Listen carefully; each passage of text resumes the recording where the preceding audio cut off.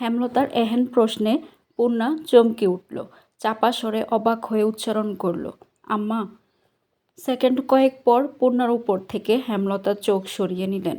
পূর্ণা বলল, আমাকে চিনতে পারছো না? হেমলতা বিছানা থেকে নামতে নামতে বললেন, ঘুমটা হঠাৎ ভেঙে গেল, তাই এমন হয়েছে। সবার খাওয়া দাওয়া হয়েছে? পূর্ণা তখনও অবাক চোখে তাকিয়ে আছে। হেমলতা পূর্ণার দিকে তাকান, জিজ্ঞাসা করেন, কী রে, কিছু জিজ্ঞাসা করেছি না? হয়েছে, দুপুরের আজান পড়বে। এতক্ষণ ঘুমিয়েছি, আরও আগে ডাকতে পারলি না? ঘুমাচ্ছিলে আরাম করে, তাই ডাকিনি। ফজরের নামাজটা পড়া হলো না, এখন কাজা পড়তে হবে। তুই নামাজ পড়েছিলি তো? পড়েছি। খেয়েছিস? না। এরকম করে আর কতদিন চলবে? যা খেয়ে নে। পূর্ণা বাধ্য মেয়ের মতো হেঁটে চলে গেল রান্নাঘরে। ক্ষুধায় পেট চু চু করছে।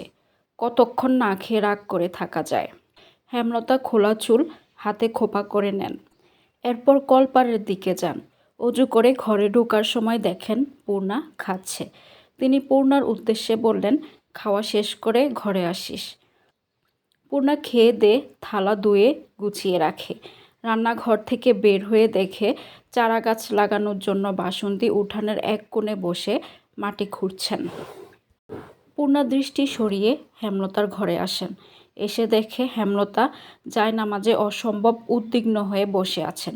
পূর্ণা ডাকল, আম্মা। হেমলতা চমকে তাকান। পূর্ণা দ্বিতীয়বারের মতো অবাক হয়। চমকানোর কি এমন হলো? হেমলতা স্বাভাবিক হয়ে বসেন। জায়নামাজ ভাঁজ করেন ধীরে সুস্থে। এরপর পূর্ণাকে কাছে এসে বসতে বলেন। পূর্ণা পাশে এসে বসে। হেমলতা ভারী কণ্ঠে বললেন, আপার প্রতি তোর এত রাগ কেন? আম্মাকে বল। এখন রাগ নেই। প্রেমাপ্রান্তের মতো মিলেমিশে থাকতে পারবি না? ওরা বড় আম্মা ডাকে, তুই শুধু খালাম্মা ডাকবি। মাত্র উঠলে ঘুম থেকে, আগে খাও, এরপর কথা বলবো। আমি এখনই বলবো। কথাগুলো বলবো বলবো করে বলা হয়নি। দেখ পূর্ণা, আপা অন্য পরিবেশে বড় হয়েছে, থেকেছে, তাই একটু অন্যরকম। তাই বলে মানুষটা তো খারাপ না। আপা সত্যি একটা সংসার চায়। পরিবারের একজন সদস্য ভাবতে দোষ কোথায়? বাকি জীবনটা কাটাক না আমাদের সাথে। আমার কাজকর্মের একজন সঙ্গীও হলো। বয়স তো হচ্ছে, একা সব সামলানো যায়? আপারও বয়স হচ্ছে, কিন্তু দুজনে মিলে তো কাজ করতে পারবো। কয়দিন পর তোর বিয়ে হবে, প্রেমার বিয়ে হবে, শ্বশুরবাড়ি চলে যাবি, তখন আমার একজন সঙ্গী থাকলো। আর এমন নয় যে আপার মনে বিষ আছে। আপারও ভালো সঙ্গ দরকার, ভালো পরিবেশ, ভালো সংসার। আমি দেখেছি আপা কত সুখে আছে এখানে। প্রেমাপ্রান্তের জন্য জান দিয়ে দিতে প্রস্তুত। নিঃসন্তান বলেই হয়তো এমন। আপা কিন্তু এখন আমাদের ছাড়া অসহায়। ওনার মা মারা গেছে, বাবা তো নেই, আত্মীয় স্বজন নেই। এই বয়সে যাবে কই? আমরা একটু মানিয়ে গুছিয়ে নিতে পারি না? সতীন হলেই সে খারাপ হবে, সৎমা হলেই সে খারাপ হবে, এমন কোনো বাণী আছে? পূর্ণা বেশ অনেকক্ষণ চুপ রইল। এরপর বলল, কিন্তু উনি অনেক সাজগোজ করেন। যদিও আমাকে কিছুক্ষণ আগে বলেছেন আর সাজবেন না, তবে ওনার কথার ধরন আমার ভালো লাগে না। শকে ছ উচ্চারণ করেন, শুদ্ধ অশুদ্ধ মিলিয়ে জগা খিচুড়ি বানিয়ে কথা বলেন। হেমলতা পূর্ণার কথায় হাসলেন। পূর্ণা ওনার আঁচল আঙ্গুলে পেঁচাতে পেঁচাতে এদিক ওদিক তাকাচ্ছে।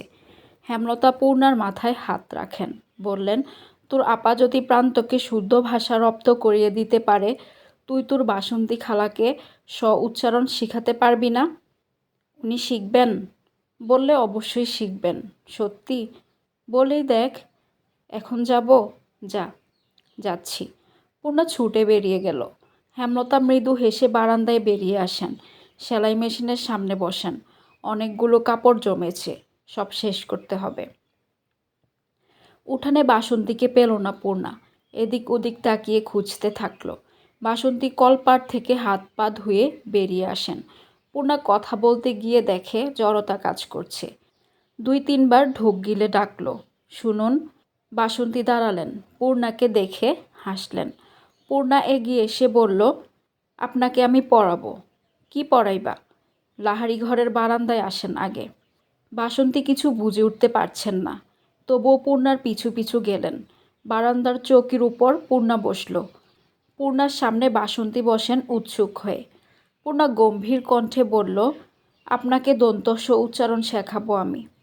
দন্তস্ব উচ্চারণ তো আমি পারি, আপনি দন্তস্ব না বলে দন্তস্ব বলেন, শুনতে ভালো লাগে না।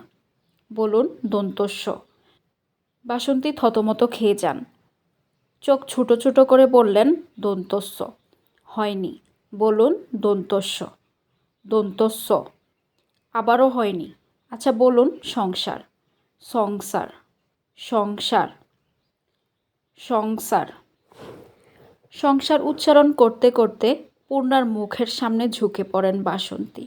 পূর্ণা বলল, উপরে চলে আসছেন কেন, দূরে বসুন। বাসন্তী দ্রুত সোজা হয়ে বসেন। পূর্ণা বলল, এবার বলুন সন্তান। সন্তান। ফাটাফাটি হয়ে গেছে। এবার বলুন আসছে। আসছে। আরে আবার ছ উচ্চারণ করছেন কেন, বলুন আসছে। আসছে। হয়েছে। এবার বলুন সাজগোজ। সাজগোজ। হাওলাদার বাড়ির পুরুষেরা একসাথে বসেছে দুপুরের খাবার খাওয়ার জন্য। আলমগীর, খলিল সবাই আজ উপস্থিত আছে। আমির 2 দিন পর শহরে ফিরবে, তাই আলমগীর চলে এসেছে। অতিরিক্ত গরম পড়েছে। বাড়ির চারপাশে এত গাছপালা, তবুও একটু বাতাসের দেখা নেই। আমিনা, লতিফা বাতাস করছেন। পদ্মজা, ফরিনা, রিনু খাবার বেড়ে দিচ্ছে। পদ্মজা আমিরের থালায় মাংস দিতেই আমির বলল, তুমি কখন খাবে? পদ্মজা চোখ তুলে তাকায়, বলল, আম্মার সাথে। এখন বসো না। জেদ ধরবেন না, অনুরোধ, ফিসফিসিয়ে বলল পদ্মজা। এরপর মাছের তরকারি আনার জন্য রান্নাঘরে যায়। বাটিতে করে মাছের ঝোল নিয়ে ফিরে আসে। আমিরের দিকে চোখ পড়তেই আমির চোখ টিপল। পদ্মজা ঠোঁট কামড়ে হাসে। আলমগীরের থালায় মাছের ঝোল দেওয়ার সময় খেয়াল করল আলমগীর বেশ ফুর্তিতে আছে। বয়স 35 হবে। এসে একবারও রুম্পার কথা জিজ্ঞাসা করল না। কি অদ্ভুত! বউয়ের প্রতি বিন্দুমাত্র মায়া ভালোবাসা নেই যে স্পষ্ট বোঝা যাচ্ছে। রানী লাবণ্য ছুটে এসে বাপ চাচার মাঝে বসে। খাওয়ার ফাঁকে ফাঁকে সবাই বিচিত্র রকমের আলোচনা করছে। রানীর বিয়ে নিয়ে বেশি কথা হচ্ছে।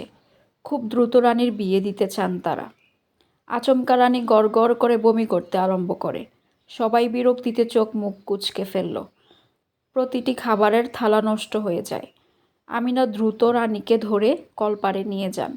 লাবণ্য, পদ্মজা, নূরজাহান, ফরিনা ছুটে যান পিছু পিছু। বাড়ির পুরুষেরা হাত ধুয়ে উঠে পড়ে। মুহূর্তেই একটা হইচই লেগে গেল। রানী বমি করতে করতে ক্লান্ত হয়ে কলপারে বসে পড়ে। আমিনা হাই হুতাশ করে বিলাপ করছেন, আমার ছেলেটার কি হইল, কয়দিন ধইরা খালি বমি করতাছে, জিনের আসর লাগলো নাকি? কতবার কইছি যখন তখন ঘর থাইক্কা বাহির না হইতে। লাবণ্য তথ্য দিল, আপা রাতেও ছটপট করে, ঘুমাতে পারে না। আমিনা কেঁদে কুল পাচ্ছেন না। রানীর চোখ মুখ লাল হয়ে গেছে। তিনি রানীকে প্রশ্ন করলেন, আর কি কষ্ট হয় তোর? ও আম্মা, কবিরাজ ডাকেন, আমার ছেলেটার কি হইল? রানী ক্ষীণস্বরে বলল, মাথাটা খালি চক্কর মারে। নূরজাহান চোখ দুটি বড় বড় করে প্রশ্ন করলেন, এই ছেড়ি, তোর শরীর খারাপ শেষ কবে হইছে? 2 মাস হবে। কথাটা বলে রানী চমকে উঠল। সবাই কি ধারণা করছে? সে চোখ তুলে উপরে তাকায়।